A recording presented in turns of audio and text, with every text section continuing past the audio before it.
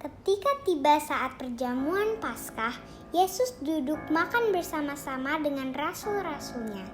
Katanya kepada mereka, "Aku sangat rindu makan Paskah ini bersama-sama dengan kamu sebelum aku menderita.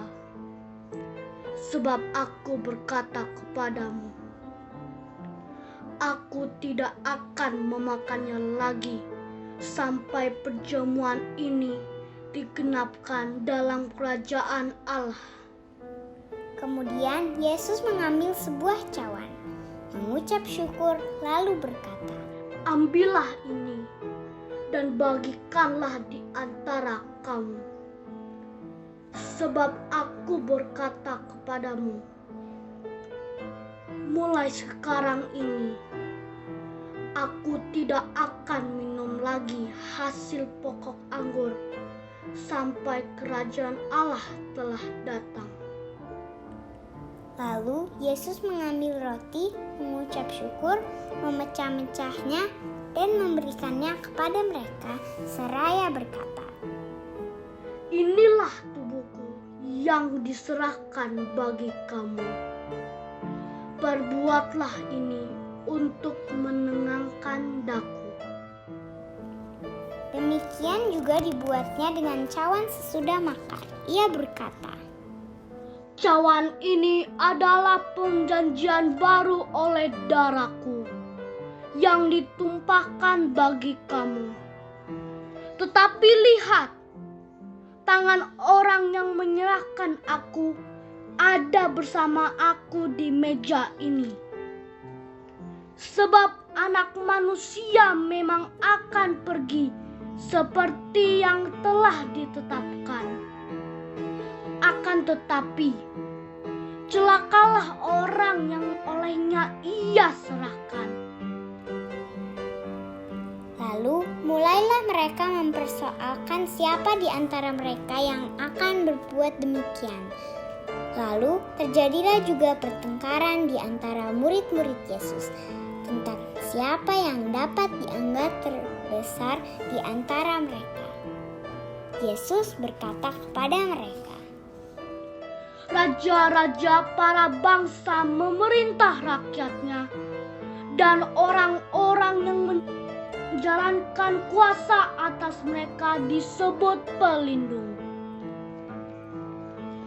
Tetapi janganlah demikian di antara kamu. Yang terbesar di antara kamu hendaklah menjadi sebagai yang paling muda, dan yang pemimpin menjadi pelayan. Sebab siapakah yang lebih besar, yang duduk makan atau yang melayani? Bukankah ia yang duduk makan? Tetapi aku ada di tengah-tengah kamu sebagai pelayan. Kamulah yang tetap tinggal bersama-sama aku dalam segala pencobaan yang aku alami.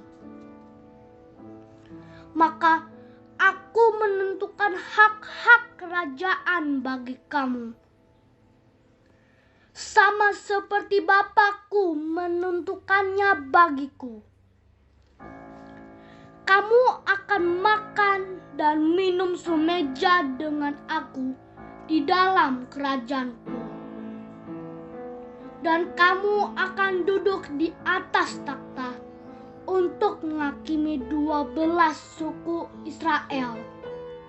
Kemudian Yesus berkata kepada Petrus, "Simon, Simon, lihat iblis telah menuntut untuk menampi kamu seperti gandum.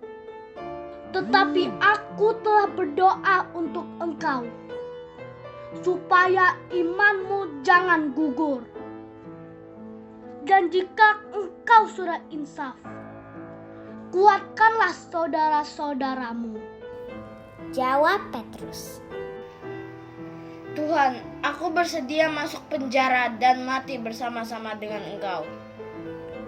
Tetapi Yesus berkata, "Aku berkata kepadamu, Petrus, hari ini ayam tidak akan berkokok sebelum engkau 3 kali menyangkal aku. Lalu Yesus berkata kepada semua rasul, ketika aku mengutus kamu dengan tidak membawa pundi-pundi, bekal dan kasut, adakah kamu kekurangan apa-apa? Jawab mereka,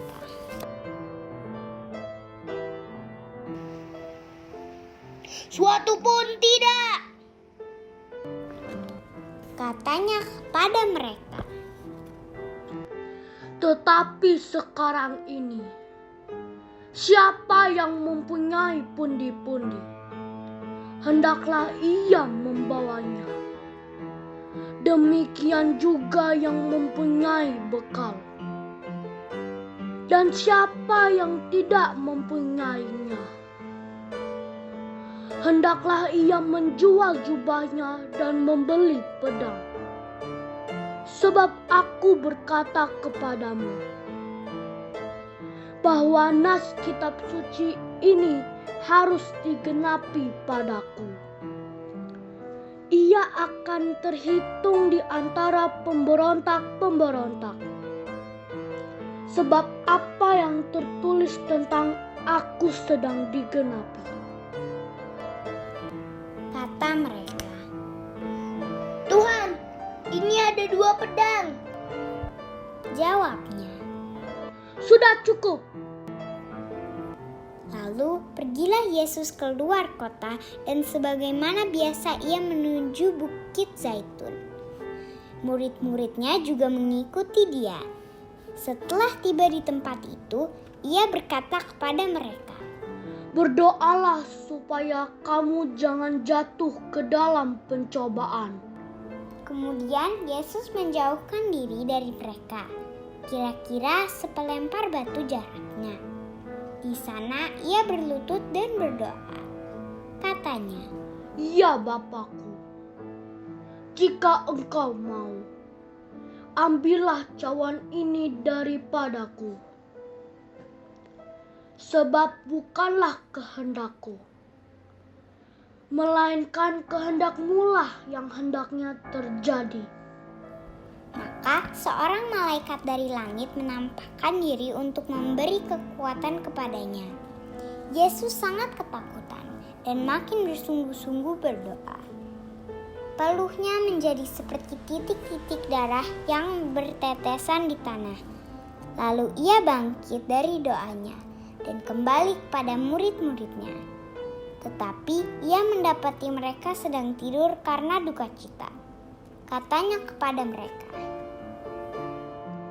Mengapa kamu tidur?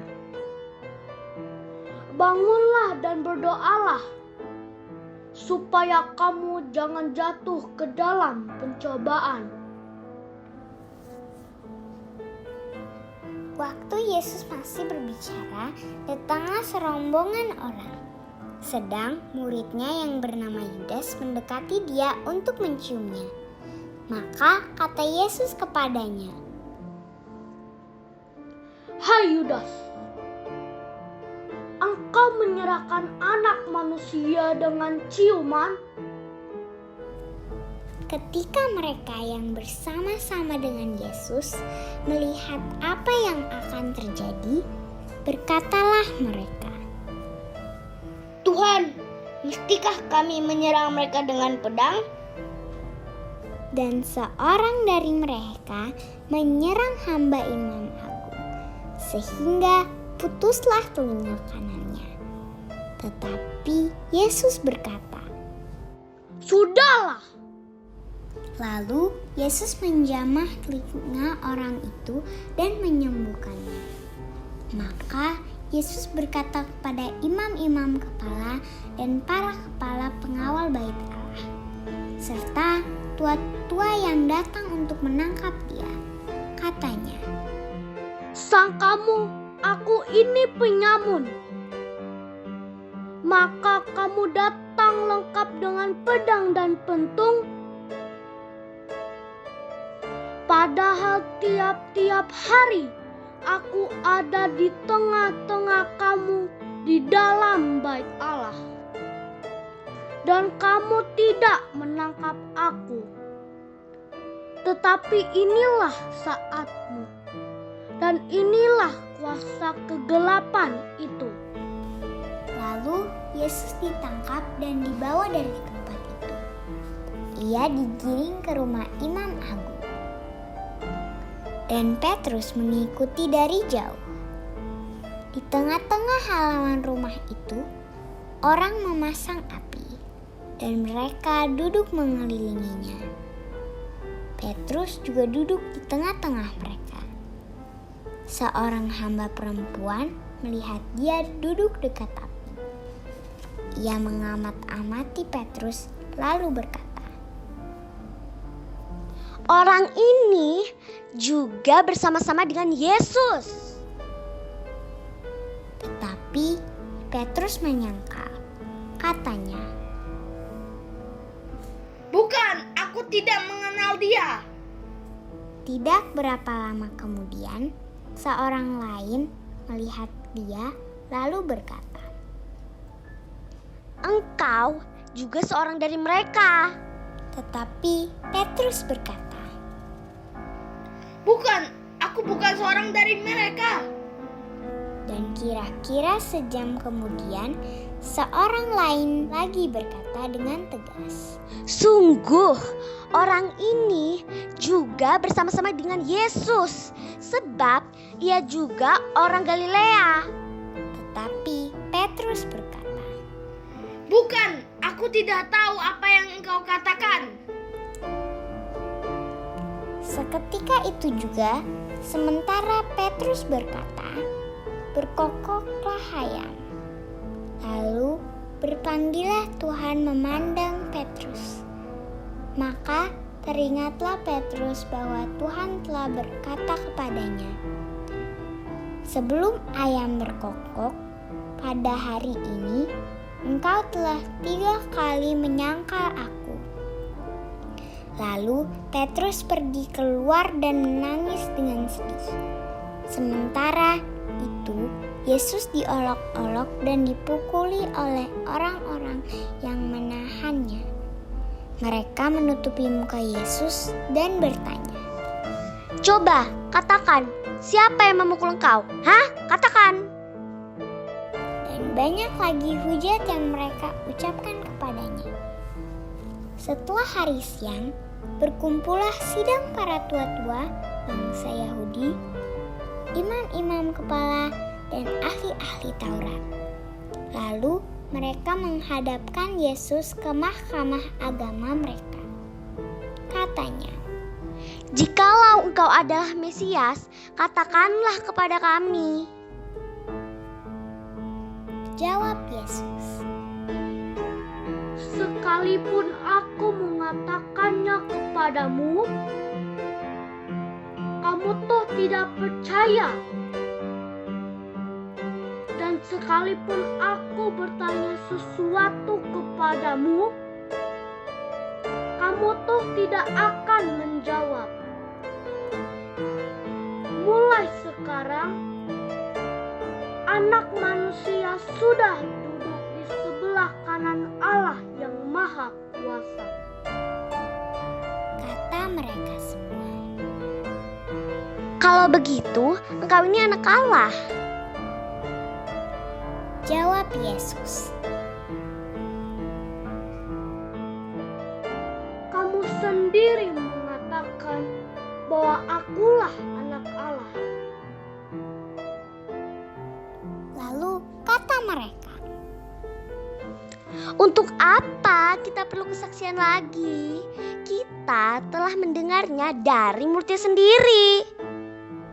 lalu bangkitlah seluruh sidang itu, dan Yesus dibawa menghadap Pilatus. Di situ mereka mulai menduduh dia. Katanya, Telah kedapatan oleh kami bahwa orang ini menyesatkan bangsa kami. Ia melarang orang membayar pajak kepada kaisar, dan tentang dirinya ia mengatakan bahwa ia adalah Kristus, yaitu Raja. Pilatus bertanya kepada Yesus, "Benarkah engkau raja orang Yahudi?" Jawab Yesus, "Engkau sendiri mengatakannya." kata Pilatus kepada imam-imam kepala dan seluruh orang banyak itu. "Aku tidak menemukan kesalahan apapun pada orang ini." Tetapi mereka makin kuat mendesak. Katanya, Ia menghasut rakyat dengan ajarannya di seluruh Yudea. Ia mulai di Galilea dan kini sudah sampai di sini. ketika Pilatus mendengar itu, ia bertanya apakah Yesus itu seorang Galilea. Dan ketika tahu bahwa Yesus seorang dari wilayah Herodes, Pilatus mengirim dia menghadap Herodes, yang pada waktu itu ada juga di Yerusalem. Ketika melihat Yesus, Herodes sangat tergirang. Sudah lama ia ingin melihat Yesus, karena ia sering mendengar tentang dia. Lagi pula, ia berharap dapat melihat bagaimana Yesus mengadakan suatu tanda. Ia mengajukan banyak pertanyaan kepada Yesus, tetapi Yesus tidak memberi jawab apapun. Sementara itu, imam-imam kepala dan ahli-ahli Taurat maju ke depan dan melontarkan tuduhan-tuduhan yang berat terhadap Yesus. Maka mulailah Herodes dan pasukannya menista serta mengolok-olok Yesus. Ia mengenakan jubah kebesaran kepada Yesus, lalu mengirim dia kembali kepada Pilatus. Dan pada hari itu juga bersahabatlah Herodes dan Pilatus yang sebelumnya bermusuhan.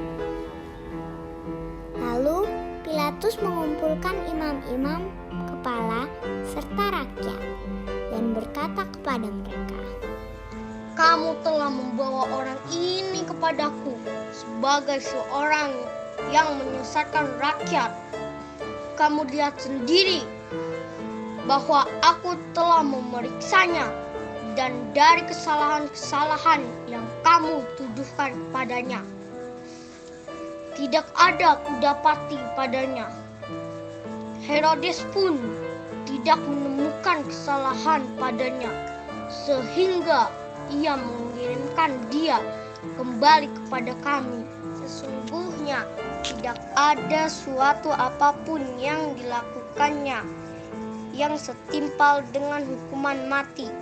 Jadi aku akan menghajar dia lalu melepaskannya." Tetapi mereka berteriak bersama-sama, Enyahlah dia, lepaskan Barabas bagi kami. Barabas ini dimasukkan ke dalam penjara berhubung dengan suatu pemberontakan yang telah terjadi di dalam kota dan karena pembunuhan. Sekali lagi, Pilatus berbicara dengan suara keras kepada mereka karena ia ingin melepaskan Yesus. Tetapi mereka berteriak membalasnya, Salibkanlah dia, salibkanlah dia. kata Pilatus untuk yang ketiga kalinya kepada mereka. Kejahatan apa yang sebenarnya dilakukan orang ini? Tidak ada suatu kesalahan pun yang kudapati padanya yang setimpal hukuman mati. Jadi aku akan menghajar dia lalu melepaskannya. Tapi dengan berteriak mereka mendesak dan menuntut supaya Yesus disalibkan. Akhirnya mereka menang dengan teriakan mereka. Lalu Pilatus memutuskan supaya tuntutan mereka dikabulkan. Jadi Pilatus melepaskan Barabas yang dimasukkan ke dalam penjara karena pemberontakan dan pembunuhan itu sesuai dengan tuntutan mereka. Ketika membawa Yesus untuk disalibkan, para serdadu menahan seorang yang bernama Simon dari Kirene yang baru datang dari luar kota. Lalu meletakkan salib Yesus di atas bahunya. supaya ia memikulnya sambil mengikuti Yesus. Sejumlah besar orang mengikuti Yesus. Di antaranya banyak perempuan yang menangisi dan meratapi dia. Yesus berpaling kepada mereka dan berkata, Hai putri-putri Yerusalem, janganlah kamu menangisi aku, melainkan tangisanlah dirimu sendiri dan anak-anakmu. Sebab lihat, akan tiba masanya orang berkata, berbahagialah perempuan mandul, berbahagialah perempuan yang rahimnya tidak pernah melahirkan dan yang tidak pernah menyusui. Maka orang akan mulai berkata kepada gunung-gunung, runtuhlah menimpa kami, dan kepada bukit-bukit, timbunilah kami. Sebab jika engkau orang berbuat demikian terhadap kayu-kayu hidup, apakah yang akan terjadi dengan kayu kering? bersama Yesus digiring juga 2 orang lain, yaitu 2 penjahat untuk dihukum mati bersama-sama dengan dia. Ketika mereka sampai di tempat yang bernama Tengkorak, mereka menyalibkan Yesus di situ. Selain Yesus, disalibkan juga kedua orang penjahat itu, yang seorang di sebelah kanan, yang lain di sebelah kirinya. Ketika bergantung di salib, Yesus berkata, Ya Bapa, ampunilah mereka, sebab mereka tidak tahu apa yang mereka perbuat. Dan mereka membuang undi untuk membagi pakaian Yesus. Orang banyak berdiri di situ dan melihat semuanya. Pemimpin-pemimpin mengejek Yesus. Katanya, Orang lain ia selamatkan. Biarlah sekarang ia menyelamatkan dirinya sendiri jika ia benar-benar Mesias, orang yang dipilih Allah. juga prajurit-prajurit mengolok-olok dia. Mereka mengunjukkan anggur asam kepadanya dan berkata, Jika engkau raja orang Yahudi, selamatkanlah dirimu. Ada juga tulisan di atas kepalanya, Inilah raja orang Yahudi. Salah seorang dari penjahat yang digantung itu menghujat Yesus. Katanya, Bukankah engkau Kristus? Selamatkanlah dirimu dan kami. tetapi penjahat yang seorang lagi menegur dia. Katanya, Tidakkah engkau takut juga tidak kepada Allah? Padahal engkau menerima hukuman yang sama. Kita memang selayaknya dihukum, sebab kita menerima balasan yang setimpal dengan perbuatan kita.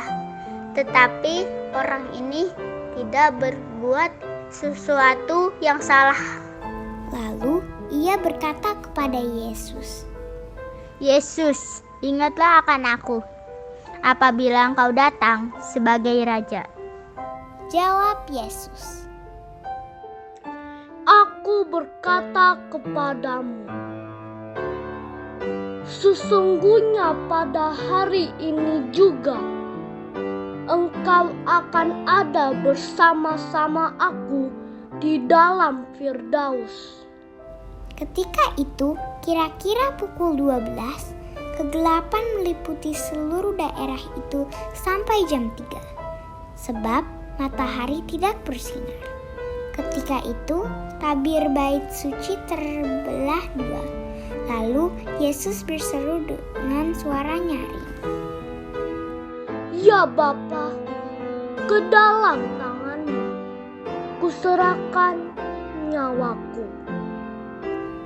Dan sesudah berkata demikian, Yesus menyerahkan nyawanya. Ketika kepala pasukan melihat apa yang terjadi, ia memuliakan Allah. Katanya, Sungguh, orang ini adalah orang besar. Di situ berkerumun pula orang banyak yang datang untuk menyaksikan seluruh peristiwa itu. Sesudah melihat apa yang terjadi itu, pulanglah mereka sambil memukul-mukul diri. Semua orang yang mengenal Yesus dari dekat, termasuk perempuan-perempuan yang mengikuti Dia dari Galilea, berdiri jauh-jauh dan melihat semua itu. Waktu itu ada seorang yang bernama Yusuf. Ia anggota Majelis Agung dan seorang yang baik lagi benar. Ia tidak setuju dengan putusan dan tindakan majelis itu. Ia berasal dari Arimatea, sebuah kota Yahudi, dan ia menanti-nantikan kerajaan Allah. Ia pergi menghadap Pilatus dan meminta jenazah Yesus. Dan sesudah menurunkan jenazah itu, ia mengafaninya dengan kain lenan, lalu membaringkannya di dalam kubur yang digali di dalam bukit batu, di mana belum pernah dibaringkan satu jenazah pun. Hari itu adalah hari persiapan dan Sabat hampir mulai. Perempuan-perempuan yang datang bersama Yesus dari Galilea ikut serta dan melihat kubur itu. Juga mereka melihat bagaimana jenazah Yesus dibaringkan. Setelah pulang, mereka menyediakan rempah-rempah dan minyak mur. Dan pada hari Sabat, mereka beristirahat menurut hukum